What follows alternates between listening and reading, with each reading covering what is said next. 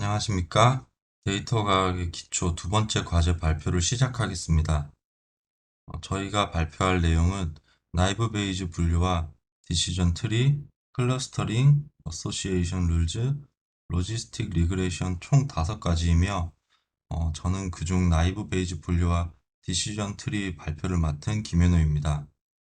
바로 발표를 시작하겠습니다. 어, 나이브 베이즈 분류에서 첫 번째 문제는 ML 벤치 패키지에 포함되어 있는 퍼스보트 84 데이터셋을 로드하고 누락된 값이 있는지 확인하고 누락된 값이 있으면은 제거하는 문제입니다. 처음으로 일단 ML 벤치 패키지를 불러왔고 이제 부착을 시켜줬습니다. 그 뒤에 하우스보트 84 데이터셋을 불러와서 데이터 프레임으로 변환을 했습니다. 그리고 나서 데이터 이제 구조를 확인하기 위해서 str 함수를 사용을 해서 확인을 해 봤는데요. 이 데이터에는 435개의 관측치와 17개의 변수가 있는 것을 알 수 있습니다.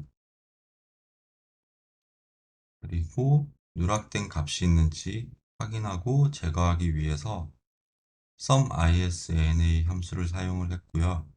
그 결과 392개의 누락된 값이 있는 걸로 확인이 되었습니다. 그래서 이렇게 누락된 값을 제거하는 과정을 진행을 했고 다시 한번 확인을 해 보니까 누락된 값이 0개로 확인이 되는 걸 볼 수가 있습니다. 두 번째 문제는 클래스 변수를 4대1 비율로 샘플링해서 트레인셋과 테스트셋으로 생성하는 문제입니다. 이때 캐럿 패키지의 create data partition 함수를 사용해서 수행을 했고요. 트레인셋과 테스트셋을 4대1 비율로 생성을 했습니다. 여기 p 값을 0.8로 적용을 해서 4대1 비율로 나누는 걸로 일단 진행을 했습니다. 그래서 다시 구조를 확인하기 위해서 str 함수를 사용을 했더니 이렇게 값이 4대1 비율로 적용이 되어 있는 걸 확인할 수가 있습니다. 세 번째 문제는 트레인셋을 사용해서 나이브 베이즈 분류를 수행하고 테스트셋의 종속 변수 클래스를 예측하고 정확도를 계산하는 문제입니다.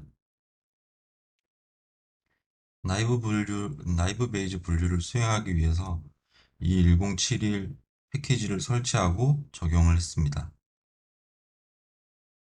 그리고 나이브 베이즈 함수를 사용하고 나이브 베이즈 분류 모델을 생성을 했고요. 이건 MB 모델이라는 변수명의 트레인셋의 모든 독립 변수와 종속 변수 클래스를 사용해서 학습하도록 이렇게 적용을 했습니다.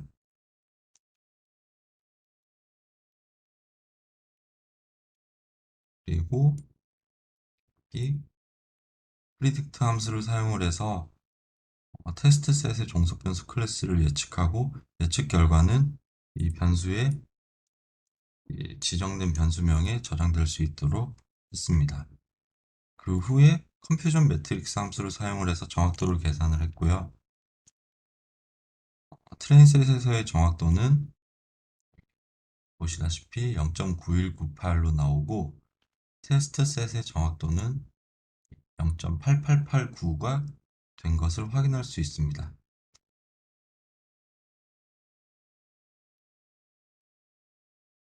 나이브 베이즈 분류의 마지막 문제는 앞에서 진행했던 3번 모델에 라플라스 스무딩을 적용을 해서 정확도가 향상됐는지 확인하는 문제입니다. 우선 필요한 패키지를 불러와서 적용을 했고요. 여기서 이제 보시다시피 카레 패키지를 확인할 수 있는데 아래서 분류 및 회귀 훈련을 위한 함수로 제공하는 패키지인데 이 패키지는 모델을 학습하고 모델의 성능을 평가, 변수 선택 및 데이터 전처리를 수행하는 기능을 제공합니다. 문제 3에서 수행한 것에 라플라스 스무딩을 적용한 나이브 베이즈 분류를 이제 모델을 생성을 했습니다. 여기 이렇게 라플라스 이렇게 1로 지정을 해서 라플라스 스무딩을 진행을 하게끔 했고요.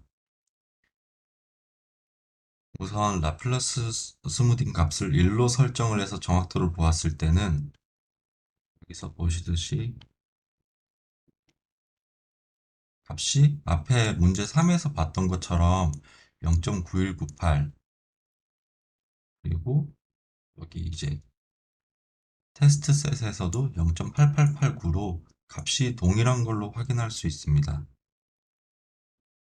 그래서 라플라스 스무딩 값은 일반적으로 교차 검증을 사용해서 최적 값을 찾아내는 것이므로 1부터 10까지 다양한 라플라스 스무딩 값을 적용을 해서 최적의 라플라스 값이 이제 스무딩 값을 찾아보았습니다.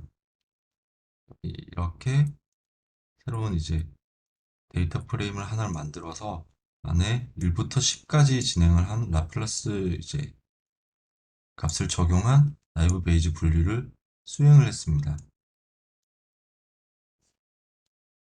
그래서 코드 마지막 부분에 프러쉬 df 데이터 프레임에 각각 진행한 이제 라플라스 이제 스무딩 값에 대한 정확도가 저장되도록 했고요. 이 데이터 프레임에 이제 열을 확인을 하면은 각 이제 라플라스 스무딩 값에 대한 테스트 셋에서 정확도를 확인할 수가 있는데, 이 데이터 프레임을 보면은 이제 라플라스 이제 스무딩 값이 6 이상인 경우에 테스트 셋의 정확도가 0.9111로 가장 높게 나옵니다. 그래서 6 이상으로 설정하는 것이 모델의 성능을 향상시키는 것으로 확인됩니다. 다음으로 의사결정 나무, 디시전 트리에 대한 설명을 드리겠습니다. 여기서는 분류와 회귀 두 가지를 수행을 했고 각각 설명을 드리겠습니다.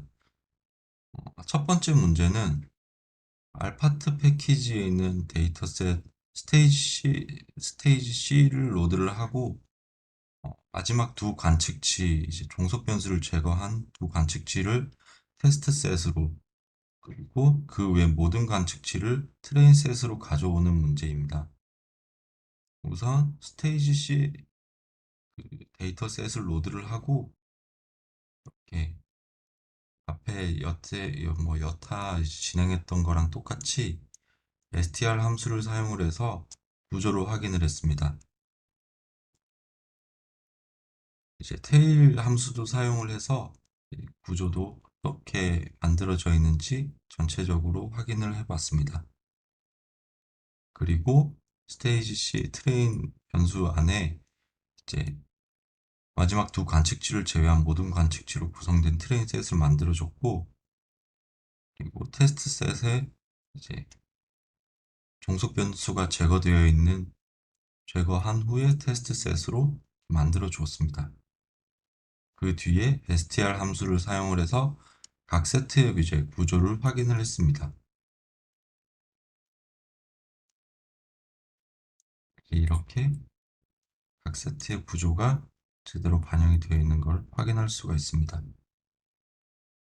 두 번째 문제로 어, X바는 10, CP는 0, 민스플릿은 4로 설정된 분류 트리를 만들고 이 의사결정 트릿을 플롯하고 하는 문제입니다. 문제에 맞게 알파트 컨트롤 함수를 사용을 해서 의사결정 이제 나무에 매개 변수를 이제 설정을 했습니다. 여기 이렇게 이 값으로 이제 여기 이렇게 설정을 했고요. 여기서 참고로 X바는 교차 검증 횟수를 이제 지정하고, 교차 검증은 모델의 성능을 평가하는 데 사용되는 기법이고, CP는 이제 복잡도 이제 매개 변수를 지정을 하는 것을 말합니다. 그래서 이 값이 작을수록 모델이 더 복잡해진다고 생각하시면 됩니다. 이 경우에는 CP 값이 0으로 되어 있습니다. 민스플릿은 노드가 분할되기 전에 필요한 최소한의 관측치 수를 말을 하는데, 이 값이 클수록 모델은 더 단순해진다고 생각하면 됩니다. 알파트 함수를 사용을 해서 의사결정 트리 모델을 생성을 했고, 저는 여기에서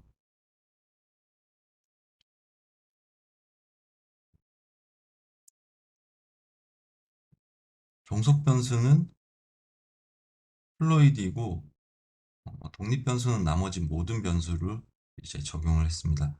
생성된 의사결정 트리 모델은 이제 이렇게 따로 만들어 놓은 변수에 저장되게 했습니다.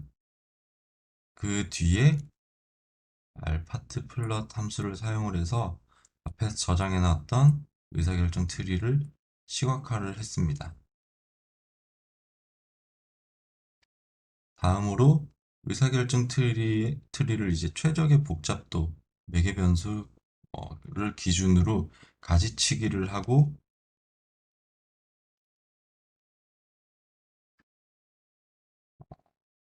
그 플롯을 하는 문제인데요. 여기 이렇게 프린트 cp 함수를 사용을 해서 이제 가지치기를 이제 그 프린트 cp 함수와 플랫 cp 함수를 사용을 해서 의사결정 트리 모델의 복잡도 매개 변수와 교차 유효성 검사 오류를 확인하고, 최적의 복잡도 매개 변수는 교차 유효성 값이 이제 최소값인 경우로 이제 확인할 수가 있습니다. 이렇게 플랫 cp 함수를 사용을 해서 확인해 보면은 여기 이제 꺾이는 부분이 크고, 그 뒤에 이제 변화가 거의 적은 부분으로 봤을 때 여기서 최소의 값을 가지는 것은 0.11로 확인됩니다. 네.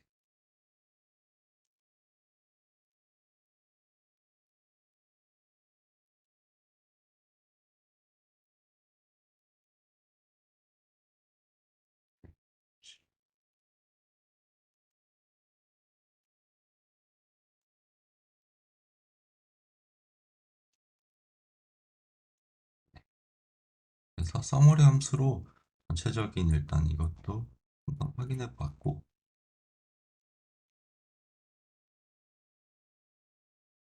다음은 푸른 알파트 함수를 사용해서 의사결정 트리 모델의 이제 가지치기를 진행을 했습니다. 가지치기 된 모델은 푸른드 모델의 이제 변수명에 저장되도록 했습니다. 다음에 여기서는 이제 앞에서 최적의 값으로 나왔던 cp 값을 집어넣어서 가지치기를 진행했고요. 여기서 알파트 플롯 함수를 사용을 해서 이제 가지치기 된 이제 의사결정 트리를 이제 시각화를 했습니다. 다음 문제는 앞에 이제 나왔던 문제에서 이제 얻은 이제 가지치기 된 의사결정 트리를 사용을 해서 테스트 셋 집합을 예측을 하는 문제입니다. 프리딕트 함수를 사용을 해서 여기 이렇게 타입은 클래스 분류로 진행을 해서 이제 테스트 셋의 이제 종속 변수 플로이드를 예측을 합니다. 예측된 결과는 이렇게 보시다시피 디플로이드 이렇게 각게 이렇게 나오는 걸로 확인할 수 있고, 이는 실제 값과 일치함으로 정확도는 100인 것을 이제 알 수가 있습니다. 이렇게 확인을 할 수가 있습니다. 다음 문제는 디시전 트리를 이용을 해서 회귀 분석을 하는 과정입니다. 첫 번째 문제는 R 패키지 th 데이터에 있는 바디펫 데이터를 이제 로드를 해서 디시전 트리를 수행을 했습니다. 어, 먼저 필요한 이제 패키지를 이제 로드를 했고, 그다음에 부착을 했습니다. 그리고 바디펫 데이터셋을 이렇게 데이터 함수를 사용을 해서 불러왔고, str 함수를 사용을 해서 그 구조를 확인을 했습니다. 그리고 다음으로 이제 R에서 이 데이터 집합에 대한 설명을 확인을 해 봤는데요. 헬프 함수를 사용을 해서 이 데이터가 어떤 데이터인지 그 설명을 받고 이 설명을 본 결과 이 데이터는 이제 71명의 여성을 대상으로 체지방 측정 및 기타 인체 측정치를 이제 사용을 해서 체지방 예측을 하는 데이터인 걸로 확인되었습니다. 10가지 변수에 대해서 71개의 이제 관측값이 포함된 데이터 프레임입니다. 그리고 설명을 확인한 결과 종속 변수는 여기서 dxbat을 종속 변수로 해야 되는 걸로 확인됩니다.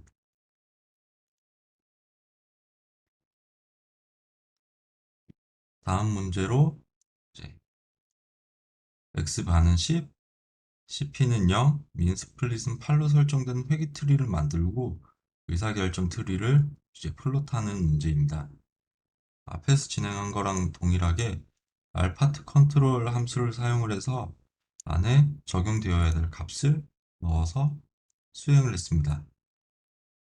그 뒤에 알파트 함수를 사용을 해서 여기 데이터 트리를 이제 만들었습니다.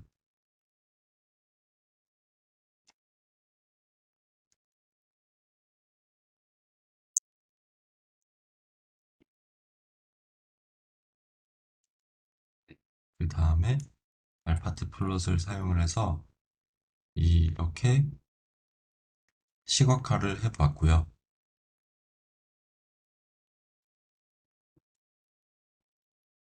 마지막으로 앞에 이제 수행했던 의사결정 트리의 최적의 복잡도를 이제 따라서 기준으로 이제 가지치기를 하고 의사결정 트리를 플롯을 하는 문제입니다. 프린트 cp 함수를 사용을 해서 앞에 이제 적용됐던 의사결정 트리를 이제 가지치기를 이제 진행을 했습니다. 여기 에서 보시면은 여기 플라시피 함수를 사용을 해서 여기 이제 꺾이는 부분 여기 교차 유효성 검사 오류가 최소인 값으로 여기서는 0.093762522 이 값으로 이제 확인이 되는데 이 값을 이제 적용을 해서 가지치기를 수행을 했습니다. 그 다음에 가지치기를 한 것을 이제 이렇게 보시다시피 이제 의사결정 트리 모델을 시각화한 것을 확인할 수 있습니다. 이상으로 제가 첫 번째 발표한 것은 여기서 마치도록 하고요. 다음 발표는 이제 소수한 프로님이 발표를 이어가도록 하겠습니다.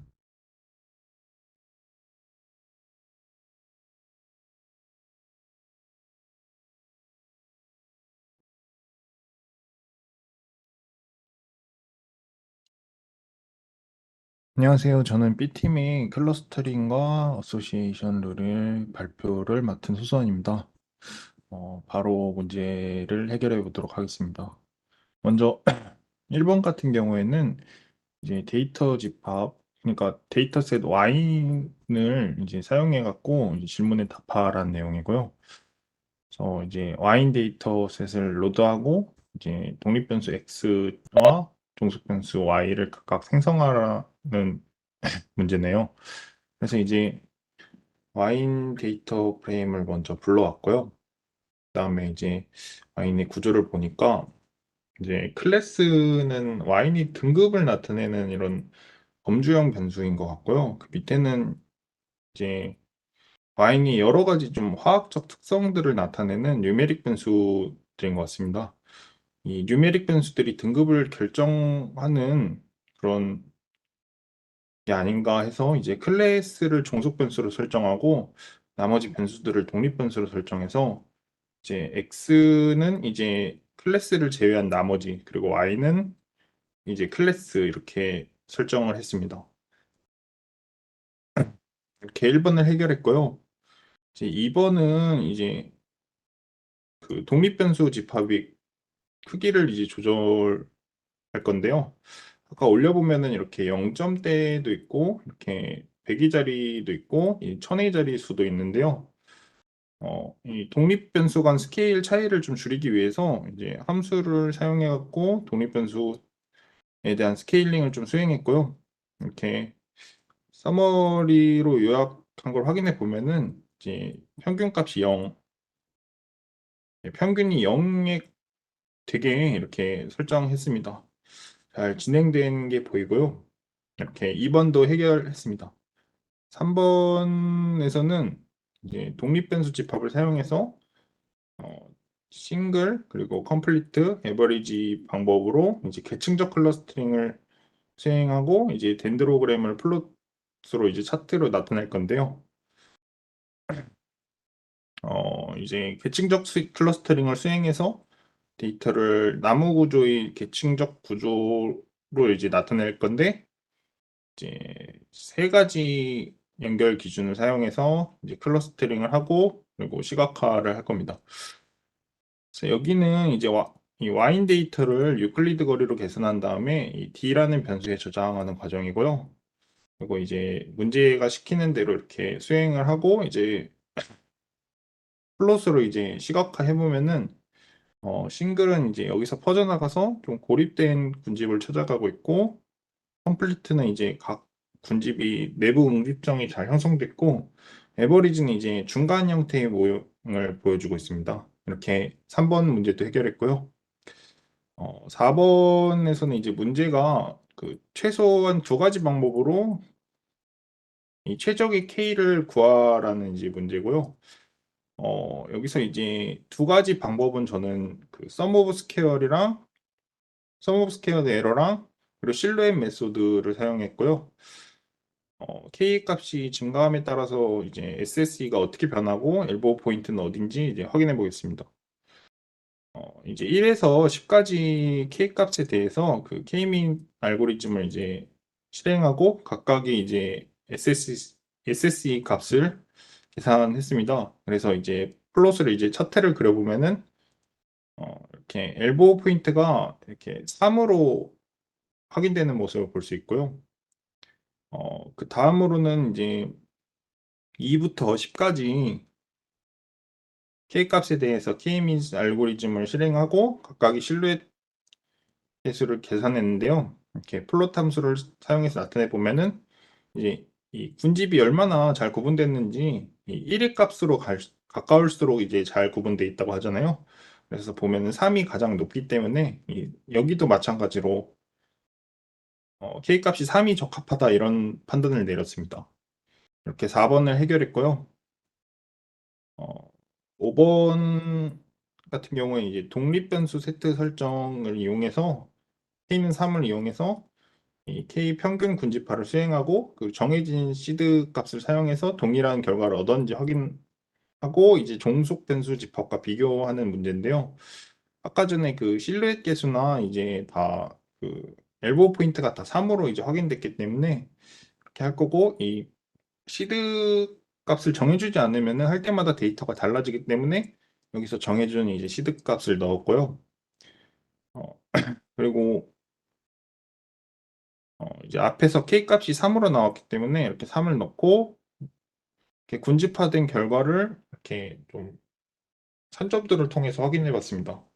이렇게 보면은 자, 군집화가 어느 정도 잘 진행된 것으로 보이고요. 여기 빨간색, 여기 초록색, 여기 검정색 이런 식으로 그리고 이렇게 5번 문제를 해결했습니다. 6번 같은 경우에는 종속 변수를 정수로 변환하고 정확도를 계산하라는 문제인데 아까 클래스가 이제 알파벳으로 이제 나와 있었잖아요. 그래서 이거를 이제 변환을 해야 되는데 클래스가 문자열임으로 이제 정수로 변환을 했는데 이 과정에서 좀 헤매다가 보니까 이제 A가 1, 당연히 B가 2, C가 3일 줄 알았는데 안 돼서 이제 CSV 파일을 열어보니까 순서가 이렇게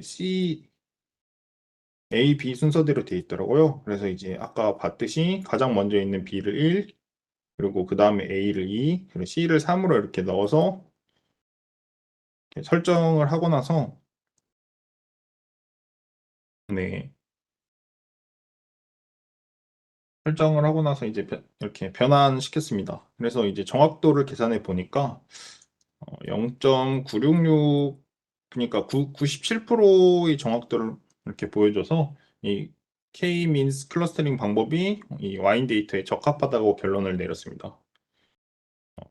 다음으로는 이제 7번 어소시에이션 룰을 해결해 볼 건데요. 그래서 문제에서는 이제 데이터셋 파일에 있는 프로덕트 데이터셋을 이용해서 아래 질문에 답하라고 되어 있는데 1번 같은 경우에는 이 RDS 파일을 읽어와서 이 트랜잭션을 하라는 이렇게 문제인데요. 일단 이렇게 라이브러리로 필요한 패키지를 불러왔고 그 다음에 이 프로덕트 데이터 프레임을 읽어왔고요. 그리고 이 에즈 함수를 사용해서 데이터를 트랜스잭션 형태로 변환했습니다. 이렇게 1번 문제를 해결했고요. 2번 같은 경우에는 이 트랜잭션 데이터 세트의 트랜잭션 및 항목수를 확인하고 처음 3개 항목을 표시라고 되어 있는데요. 보면은 이제 그 트랜잭션이랑 아이템 수 모두 13만 1209개인 것을 확인했고요. 그 다음에 이제 헤드 말고 다른 함수를 사용해서 이렇게 첫 3개의 항목을 이렇게 확인해 봤습니다. 이거는 다음번 네. 3번 같은 경우에는 이제 최소 지원 0.002 그리고 최소 신뢰도 0.25를 사용해서 우선순위 알고리즘을 구현하고 규칙의 최대 길이를 2로 설정하라라고 이렇게 지시하는 문제인데요. 어, 이 함수를 사용해서 이 연관 규칙을 생성했는데 이 매개 변수를 어떻게 설정할지 문제에서 제시해줘서 대로 시킨 대로 했고요. 이 타겟도 이제 룰로 설정을 했습니다. 그래서 이렇게 잘 나온 모습이고요. 이렇게 4번 같은 경우에는 정말 문제 시킨 대로 이제 중복 규칙을 지우라고 해서 그렇게 제거해서 해결했고요. 5번은 이제 결과를 리프트별로 정렬하고 첫 10개 행위 규칙을 표시하라 이렇게 나와 있는데요. 마찬가지로 이것도 시킨 대로 이 sort를 사용해 갖고 리프트 값으로 정렬을 했고요. 그리고 10개 규칙을 이제 표시를 했습니다. 이렇게 잘 나온 모습 보이죠? 그리고 6번 같은 경우에는 이제 바나나를 구매한 공익이 함께 구매한 품목을 찾기 위해 이 알고리즘을 구현하라라는 명령인데요. 그리고 최소 지원은 0.001, 최소 신뢰도는 0.1을 사용해서 규칙의 최대 길이를 2로 설정하라라는 이제 지시고요. 그래서 이제 여기서 문제에서 시키는 대로 이제 최소 지원을 0.001 그리고 이제 신뢰도를 0.1로 이렇게 설정하고 최대 길이를 2로 이렇게 설정해서 이렇게 해봤고요. 그리고 고객들이 어떤 항목을 구매했는지 바나나를 왼쪽에다 이렇게 지정을 해서 보니까 바나나를 산 이제 신뢰도에 따라서 정렬을 하라고 했잖아요. 그래서 신뢰도에 따라서 정렬을 했는데 이제 첫 번째로 이제 바나나를 샀던 고객이 뭐 유기농 아보카도를 샀고 뭐 이제 유기농 바나나 그럼이 뭐 딸기, 레몬 그런 걸 산 걸 봐서 네, 잘 나온 것 같습니다. 여기대로 이제 신뢰도대로 정리됐고요. 네, 저는 이제 이상으로 발표를 마치고 다음은 이제 최영선 원우님이 발표를 해주시겠습니다. 네, 이상입니다.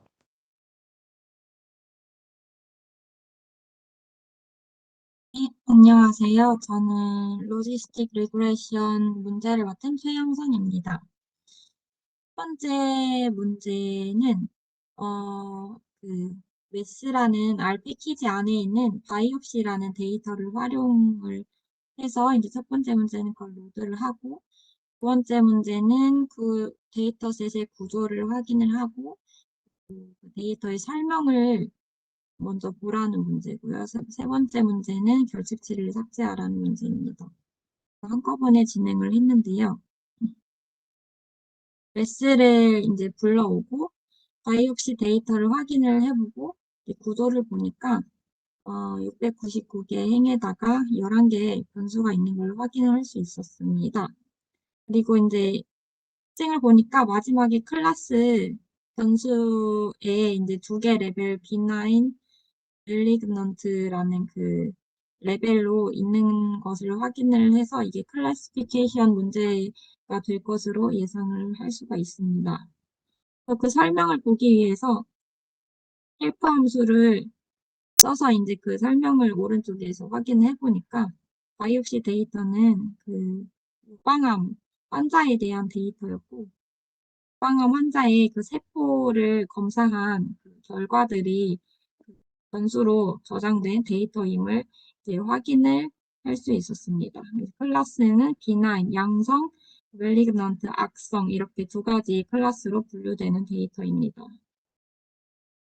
이즈나로 이제 결집치를 확인을 해보니까 V6에 16개가 있었고, 그걸 이제 제거를 해주어서 이제 biopsy.df에다가 저장을 해주었습니다.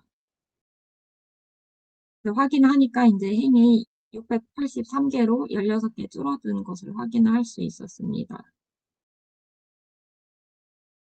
4번 문제는 새로운 데이터 셋에서 이제 ID 첫 번째 그 변수는 좀 제거를 해주고, 그 다음에 그 카테고리 밸류가 있는 그 B9 malignant를 0과 1의 값으로 좀 변환을 해주라는 문제입니다.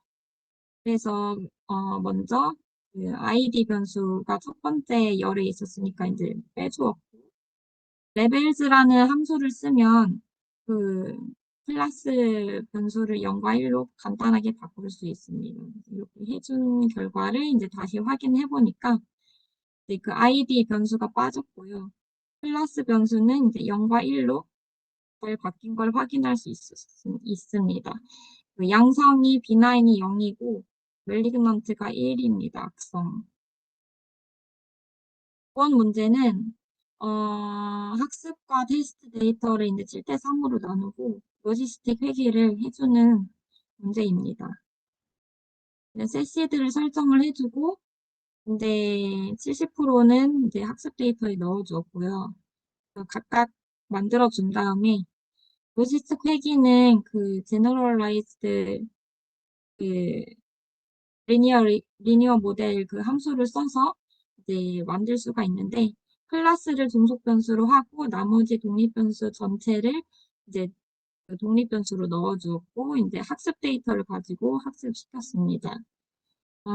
그 분류 문제이기 때문에 바이오미널 그 로지스틱이기 때문에 이렇게 해주었고 여기 넣어주고 이제 서머리로 보니까 잘 나왔고 여기서 이제 각 변수의 개수를 확인을 할 수 있습니다. 마지막 6번 문제는 앞에서 만든 모델을 가지고 이제 테스트 셋을 예측을 해보고 이제 실제값하고도 비교를 해보고 정확도를 계산하는 문제입니다. 예측을 프레딕트 함수로 해줄 때 이렇게 타입을 리스폰스로 넣어줄 수도 있고 안 넣어줄 수도 있는데 안 넣어주면 이제 그 로지스틱 회귀에서 로짓 값과 아즈 값이 나오게 되고 타입을 리스폰스로 하면은 이제 확률값, 우리가 좀 원하는 확률값이 나오게 됩니다. 그래서 각각을 헤드로 확인해 보니까 그런 값들이 나옵니다. 우리는 확률값을 최종적으로 확인해야 되니까 이것들을 활용을 할 것이고요. 그래서 이제 실제값하고 비교를 해주기 위해서 실제값은 바이옵시의 이제 테스트 데이터의 그 클래스 값이고 예측값은 우리가 모델로 만들어준 이 확률값을 넣어줘서 이제 데이터 프레임으로 좀 비교를 해서 이제 헤드 그 20개 행만 비교를 해보니까 0.99 정도 나오면 0.99 정도면 1에 가까운데 뭐 1로 실제 값이랑 잘 맞고 확률이 낮은 거는 0으로 잘 나온 것 같은데 0.3인데 이건 1이니까 이건 좀 잘못 분류한 케이스 같아 보이고요. 다른 거는 크게 이상이 없어 보입니다. 확률이 높게 예측을 했는데 실제로도 1인 것인 경우가 많고요. 이걸 좀 더 명확하게 보기 위해서 컴퓨터 매트릭스로 비교를 해 보았습니다. 그래서 컷오프는 0.5로 해서 비교를 해 보았는데요. 컴퓨터 매트릭스에서 인제 어큐러시 값만 이렇게 확인할 수 있거든요. 이렇게 보니까 0.956 정도가 나왔고, 어큐러시만 있는 게 아니고 센서티비티나 스페시피시티도 나오는데, 여기 지금 R 패키지에서 컴퓨터 매트리스를 지금 출력을 안 했는데 실제로는 이런 모양이 나오거든요. 근데 이제 센서티비티가 리콜 값인데 요쪽이거든요. 그래서 실제로 악성인 애들 중에서 얘는 악성인 애들로 잘 예측한 애들이고, 얘는 실제로 악성인데 양성으로 잘못 예측한 애거든요. 그래서 센서티비티가 68분의 64로 계산을 하면은 사실 이게 0.94가 나옵니다. 그래서 R 패키지가 이게 좀 뒤바뀌어서 나온 것으로 좀 확인을 해서 에러라고 적어 놨습니다. 그래서 인제 이런 경우는 이게 암 판정에 대한 얘기이기 때문에 어큐러시만 볼 것이 아니고 클래스의 중요도가 좀 불균형한 경우이기 때문에 보통 리콜 값, 그러니까 악성인데 실제로는 악성인데 양성으로 판정한 이 경우가 더 중요한 케이스이기 때문에 센서티비티를 더 중요하게 볼 수도 있다고 생각을 할 수가 있습니다. 그래서 인제 그런 경우에 따라서 컷오프 값을 달리 정할 수 있는데요. 그래서 인제 좀 포문을 활용해서 I를 컷오프 값으로 하고 표준 매트릭스를 좀 다시 만들어 봤습니다. 만들어 줬을 때 이제 컷오프 값이 이제 올라갈수록 어큐러시는 일단 좀 떨어지는데 스페시피시티는 좀 올라가고 센서티비티는 떨어지는 걸 볼 수 있습니다. 이 값은 제가 그냥 정확하게 다시 인제 설정해 준 거고요. R 패키지에서는 바뀐 것 같아서. 근데 이제 암 판정에 대한 경우니까 센서티비티가 더 중요하다라는 판단을 한다면 컷오프를 그냥 0.5로 하기보다는 좀 낮춰서 실제로 악성인데 양성으로 판단하는 경우를 좀 최대한 줄이는 방향으로 설정을 할 수도 있겠습니다. 해서 문제 풀이를 마치겠습니다. 감사합니다.